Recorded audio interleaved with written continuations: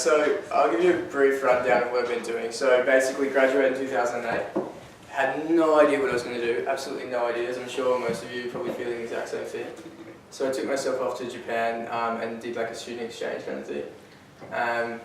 So studied at high school again, which is at the time I thought would be a great idea, but probably in hindsight wasn't the smartest thing, doing your HSC and then going back to school. But anyway, it was fun. I was in Japan, so I stayed there for 6 months.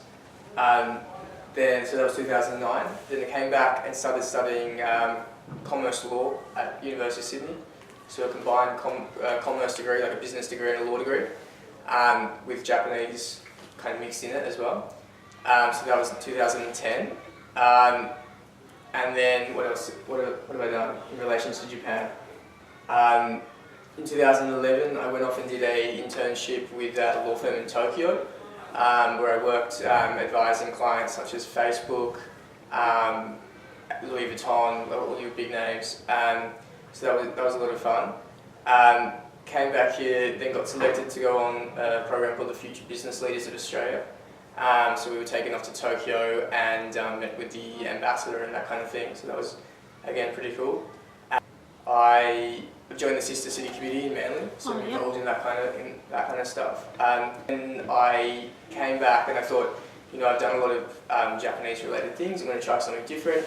So I applied to go on exchange to UCLA in California, Los Angeles. So that was a lot of fun. And again, I thought, this would be really different. This won't be Japanese-related. I'll try something different. But again, kind of the Japanese stuff kind of kept creeping back in terms of the clients that when I was there, I also worked for an investment bank.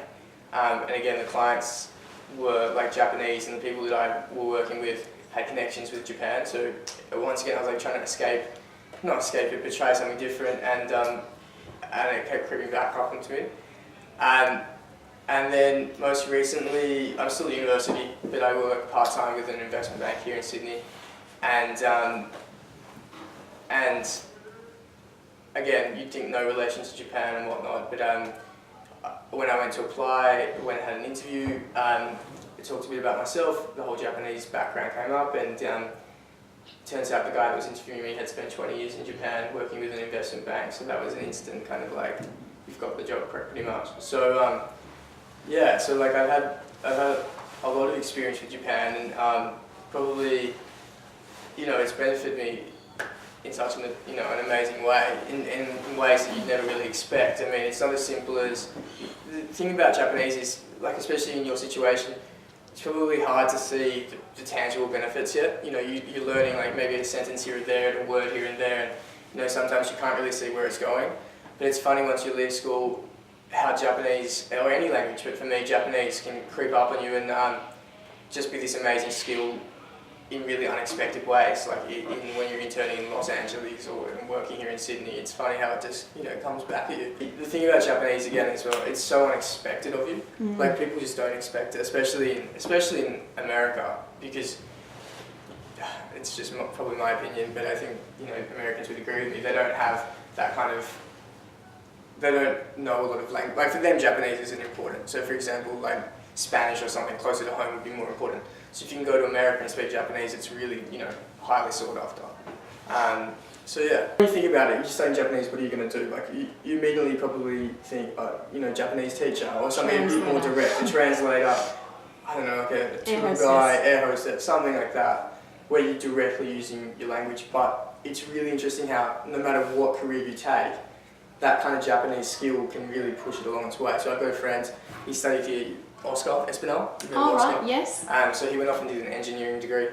And he got selected to go by the Japanese government. They pay for him, they fly him to Tokyo and wow, do didn't know that. some program. It's only for a couple of weeks, but like everything's paid for, and because he had Japanese background in high school. So yeah, exactly. He spoke Spanish, didn't he? He spoke Spanish as well. But it was for engineering students to go to Japan. But because he had the Japanese background already, it was an instant promotion. Of course he was going to get accepted. So it's funny how it creeps up on you. Not for me in business and in law and for him in engineering, and kind of no matter what you do, it's kind of a skill set that kind of you can tack on to whatever career you take. It doesn't actually have to be your career. Yeah. You know what I mean? That's what I found. So you look for, I'm not sure exactly what everyone wants to do, but for instance with law firms, they'll actually say like, these are the selection criteria, blah, blah, blah, and an Asian language would be advantageous.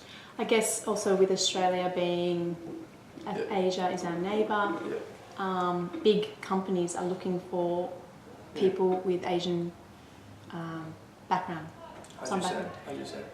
Okay, and I think as well, it comes as a surprise to people that you do have that skill, if you know what I mean.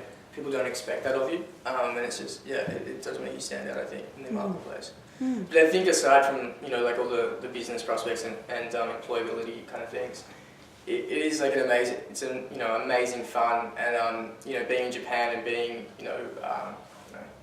the Western and the foreigner in Japan, it can be like, great fun, and people... Most of this class is going on the Japan tour in January, which was the one we come to. So the first one that I did when I first started, we took Mitch's group. We were the first one. Yeah.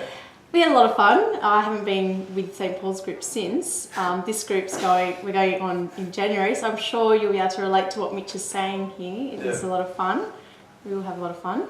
And hopefully it does open up your eyes and see, if you haven't been to Japan, I know some of you have been to Ottawara already, but just to open up your eyes a bit more as to what Japan really is all about. Yeah, I think when you're in the classroom, you guys, and no offense to like teaching in classrooms and whatever, because it's just the way classrooms work, but like it's really hard to see like when you're studying like, ordering sushi until you go out and actually order the sushi. Do you know what I mean? Like and when I was here, we did do that. We went to, we did those kind of things to integrate it, but it's so hard to see how useful it's going to be for you long term until you actually go out and start using it. How did you go on Takamaki car? Yeah, that's really a good thing actually. I didn't do it at all, and I you probably remember this. I wasn't actually here when you were in year 10. Miss Campbell was. I was I had remembered it's still the same thing. You remember the story. We did different stories, but that you did, but same sort of scenario. Yeah, so I memorised, I think I knew 2 of them or something, like it was ridiculous, and I studied so hard, I thought I was like amazing and stuff, and I got, I think I won the St Paul's one maybe, and then I got there and I just got smashed, I didn't get any rankings, I didn't get I didn't get anything, so I was just like, cut, and is there pressure on me? Fine. You'll be fine. And I was shattered, and actually the girl that won was, her surname was Suzuki or something, so I was a little bit, I was like, oh, this is rigged. She's Japanese as it is. And at that point I was a bit like, what am I doing? I'm not good enough, I may as well give up now kind of thing. And anyway, common sense prevailed, and I let go of it and stuff. And thank God I did, because, you just got to stick at it. It doesn't matter if you're the top or you're not, it's about who sticks at it the longest and who makes the most of the opportunity, not necessarily actually the person with the most skills. It's the person who goes out and makes the most of it, I think. It was, looking back, as kind of important. I'm glad I stuck with it instead of getting a bit kind of upset about not coming third and not even anything, so yeah. Which was a very competitive student. Still am competitive. Yeah, that's good. So it's good in a sense because it pushes you, but you've also got to don't let things get to you if it doesn't work out your way, and don't give up, because other opportunities come. So probably the students that beat me, I think a year later, maybe lost interest, didn't keep up the Japanese and whatever, and I didn't let it run on me or anything, and gone on and make the most of it. So yeah, don't let it affect you, I guess. Definitely. It makes you stand out. And I always thought, I'm the only one, it makes me stand out, blah, blah, blah. And then the other day, there was this white guy with blonde hair and stuff sitting in front of me in a law class, and he was typing in Japanese. I was like, oh, great, there's another one here. But it really does make you stand out. And in terms of employability prospects, it's just another thing that you can show that this is what I can do and this is what I've gone and done. And in terms of, you'll be an asset for a team because you'll be good with the clients from Japan and whatnot. So for example, we're working on where I work now, approached by a client who, I think you may or may not know, casinos are illegal in Japan. They don't have casinos.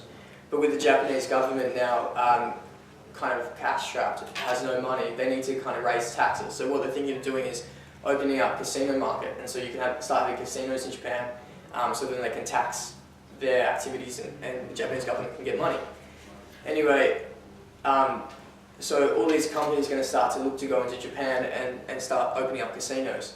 And so we were approached where I work now by a client who might, think about opening up a casino in Japan, and straight away, like the natural, if the deal went any further and they actually did need advice about setting up casinos in Japan, if anyone was going to be going to Tokyo or being involved in the matter, it would, naturally be me. Like, do you know what I mean? That experience. Yeah, because of the background. So even I'm not working in Japan, not Japan related industry, not, I don't speak Japanese in the office, but it's funny how once again it just kind of comes back at you and you stand out.